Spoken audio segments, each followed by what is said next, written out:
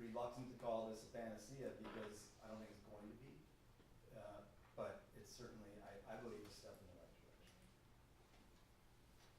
How many man hours are we gonna put into this to get it up and running?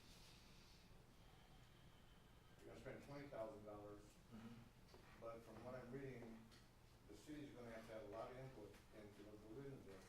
Yeah. It's gonna take a lot of time, a lot of effort to do. And then there's extra costs if you go those extra routes of up to $5,000, If, 500.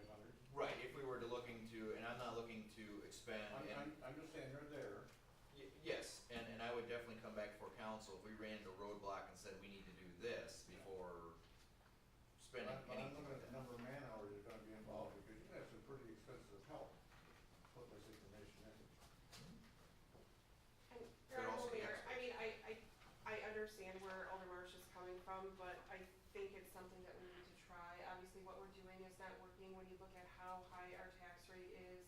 This is something to at least try to see if it'll work. And initially, yes, the man hours to put in, to input the information will be high, but after that, it'll just be ongoing, regular input. It won't be, very, time consuming. So anytime we start anything new is very time consuming, and getting to know it and get everything in place, like our timekeeping system. I mean, Carla spent hours and hours and hours working on that. I mean, it's just part of what happens when you implement a change, and I think this is something that we really need to get behind and give it a shot. We need to change something, because what we're doing now isn't working. Mayor, what's driving the mill rate, or what's driving the debt service, is the lack of growth of our community, not how the budget is being done. As an example, January of 2006 to January of 2010, we had $7.8 million, that's 4 years, increase in the assessed values. From January 2011 to 2017, we had 20.6 million. That's 1/3 of the growth in 6 years that we had in 4 years. Our population has went down 2 times since the year 2000. Our building permits went from 769 to 539. That's a $230 drop in permits.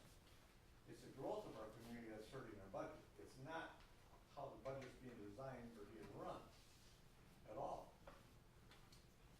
It's that we gotta grow. This city's gotta get on a track to grow. And if we don't, you can put all this stuff you want up there, and it's not gonna make a bit of difference. We don't know that. It's actually a way and a tool to be able to identify if there are things to do.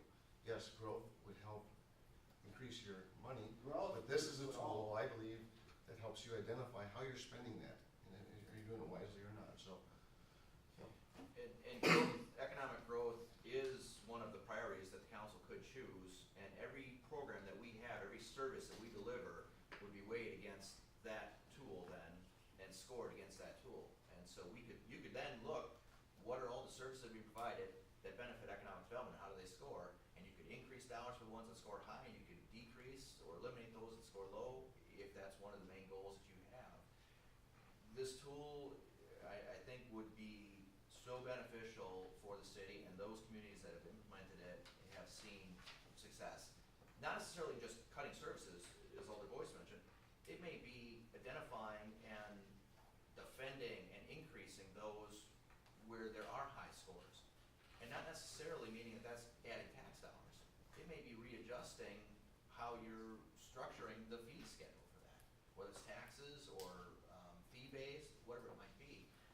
There's a lot of options with this, and that information that you would all have, that staff would have to make those recommendations and help build this community. I think one of the things that I've been hearing a lot of is people are building houses or buying properties, and they're not doing it in Monroe. And the number one reason they say they're not is because of high taxes. Well, I think this is one step we can take to address that issue. If we've got stuff that we're spending money on that we don't really prioritize as being that important that we need it, I think we can get that mill rate down somehow. Then maybe we'll get the growth. But the way it's going right now is we're not gonna get the growth unless we can show something of value for the people that are looking to come into Monroe. And I think that, I'm excited about it, I'd like to see it go, it's really, you know, and the thing I like about it is, we're not locked in on it for 3 years or anything, it's a year-to-year thing. So if it's not working for us, we don't have to pick it up again. And I like that, so I'm all for it, I'd like to see us go with it, see where it leads us. Phil, you didn't comment on how long it would take to get this up and running if it did pass. They say it averages 60 to 90 days, and that's with support. Now, the first step would be sending them a copy of our budget, and they start to build a little database, send it back to us, and we start the review process there, so. I can't say how many man hours it would take, it's going to depend on the person and their experience with their hands-on with the budget. It's gonna vary department by department, and how much, if we get something where they have a lot of examples, it'll be much quicker. Some of the few examples, it may take a little bit more to levy that out. But it is something that we could see by by the time we Yes. get on next year's budget, that's Yes, the point I the wanted to make. timing, we could definitely Sorry. see this, implement this. I would look to import the data from the current budget. We'd have the real numbers for that, we'd work with those. Then it would basically force feed 2018 as a starting point, and we'd adjust for that and utilize that with making budget decisions for 2018. Alder Miller. How long has this stuff, budgeting been out on the market? There's only 150 towns in the nation on it already. Yeah, I don't have the exact date it started. There was an article I forwarded that was dated from 2012, and they had mentioned, it was about 6 years, I think. So at least 2006 that some communities were using it, and it may be before that. There's only 150 towns in the nation using it. But it's growing. It is definitely growing. There was 150 identified, but there are 2 counties in the state of Wisconsin that are currently using it. I've been on several calls with communities. I was on, I guess 2 weeks ago now, Superior and West Dallas were on the same call I was on. Winneconne is another community that was looking at it recently. So I mean, it's communities, I think 6,000, maybe the smallest, up to millions. Any other alders?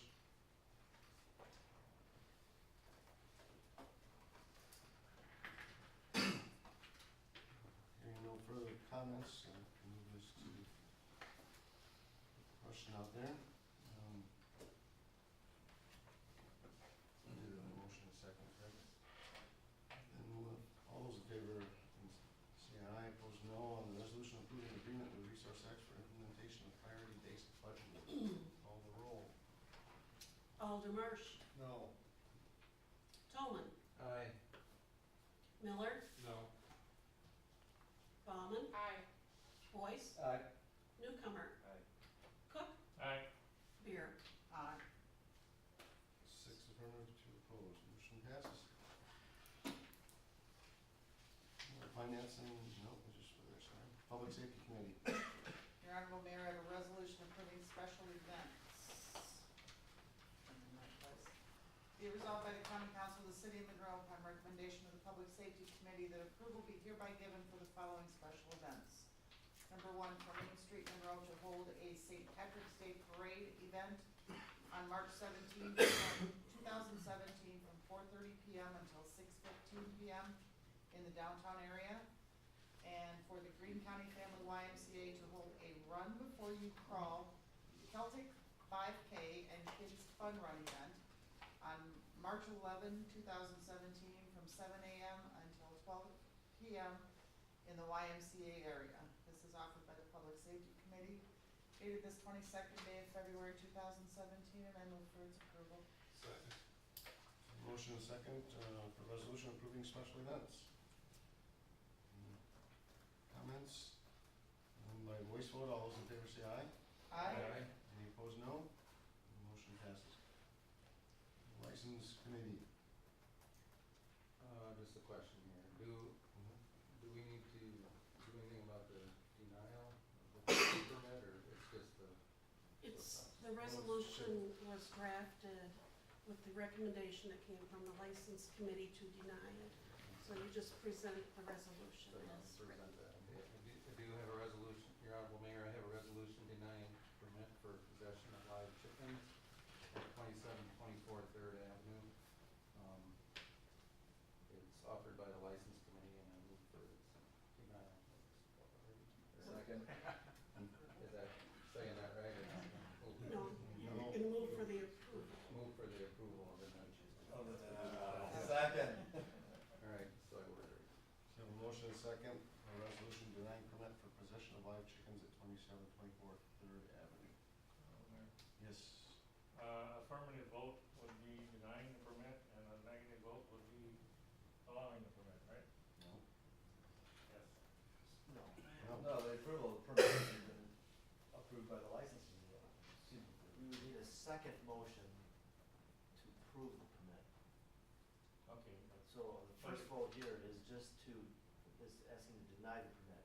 If that doesn't carry, then you need a second motion to approve the permit. okay, I guess I worded it wrong, but, yeah, if you wanna deny the permit, you gotta vote affirmative. Correct. Yes, correct.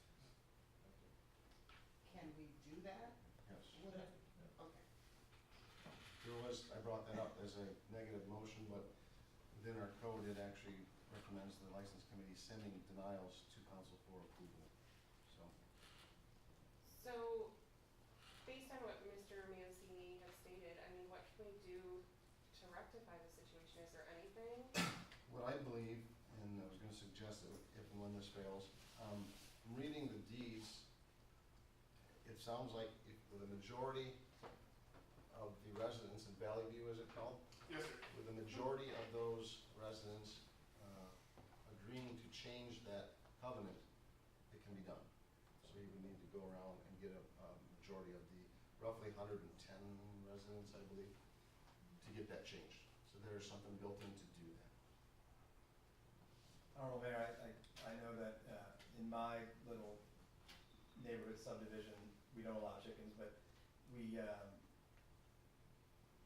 there was a individual that came through to all of the different homeowners, and we wanted to bury the electrical lines in the area, and he went to each individual and got an affirmative from the property owners, and I think that's the way to do it. I mean, we approved the chicken Concept. like concept, but I think all of us, if you move into a neighborhood and you read the deed when you buy it, and I think I would be upset if the council passed a permit allowing chickens, knowing that the deed restrictions or the covenants of the deeds specifically disallowed farm animals and chickens. So I guess I ask you to go back to the drawing board and get a majority of your neighbors to change their covenants. And I know that's probably some heavy lifting, but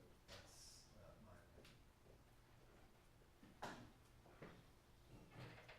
Any others, comments on that? Then, voice vote being satisfactory with this? Or you want to roll? Maybe we should do a roll call. Very good. Appears there may be some differences. So for the resolution denying permit for possession of live chickens at 2724 Third Avenue, all those in favor will say aye, opposed no, and the clerk can call the roll. Alder Tolman, Aye. Miller, Aye. Bauman, Aye. Boyce, Aye. Newcomer, Cook, No. Beer, No. Marsh. Aye. It's 5. 6. Six affirmative, motion carries to deny permit. Good luck in trying to talk on Can I just get some clarification then? Yes. Thank you. So, once I have the signatures, and it's something I've been working on as is, I have about half, the other people just don't seem to be home. Once I have those signatures, to whom do I turn them into?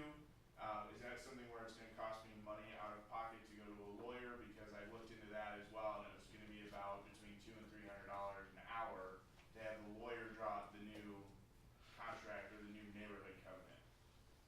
What I briefly read is to change that covenant, you have to get a majority of the owners to agree to it and then get it changed legally, so would that be accurate? Yes, I mean, because if you didn't do that, one person in that subdivision could file a lawsuit or restraining order asking, preventing you from doing that. So your only option is, in my opinion, is to amend the covenants. Okay. Good luck. Thank you. Yep. Your Honorable Mayor, I have a resolution granting a temporary amendment to licensed premises for Swiss House Incorporated to add an outdoor beer garden in conjunction with the pub crawl to be held on March 11th, 2017. It's offered by the License Committee and I move for its approval. Second.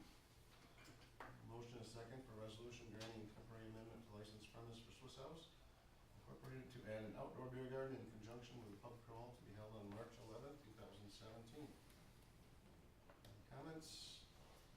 Hearing none, then by voice vote, all those in favor say aye. Aye. Any opposed, no? No. 7 affirmative.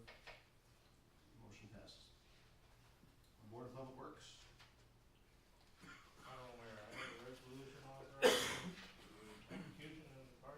execution of the Department of Natural Resources Principal Forgiveness Financial Assistance Agreement.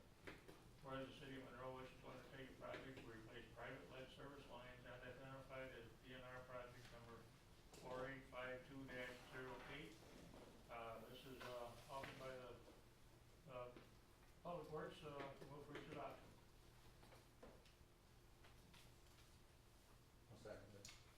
Motion and a second for resolution authorizing execution of the Department of Natural Resources Principal Forgiveness Financial Assistance Agreement. I think, be a good time for a little information from Utilities Supervisor Mike Henson, if there was any. Basically, this is an agreement with the city to enter in, for a principal forgiveness loan from the Safe Drinking Water Loan Program to replace lead service lines on private property. Basically, what will happen is the homeowner that, has lead service, lines on their property would pick a contractor that is pre-qualified. The work would be done, with an agreement, and then the city, would request this money from the DNR and would pay out to, excuse me, each customer, up to $3,000 to replace that lead service line on the private property. I will also add that if that is done, the lead service line also has to be replaced on the public side of the line as well. So this is a way for homeowners to replace their lead service lines, at a reduced cost or at no cost at all. City absorbs their own costs, this is just for the. Yep. And this is federal money, so there's lots of restrictions, that go along with this, and lots of procedures that had to be set up ahead of time. And this being one of them, it has to have a resolution, authorizing, the agreement, so. The only thing that's not in this draft agreement is the environmental review, which will be inserted into there once we have an archaeological and historical review done on the city as a whole. Honorable Mayor, Mike, could you explain how it works in practice? So if I have a lead line coming to my house and I want to take advantage of this, how does the city pay, how do I pay, how does it work in practice?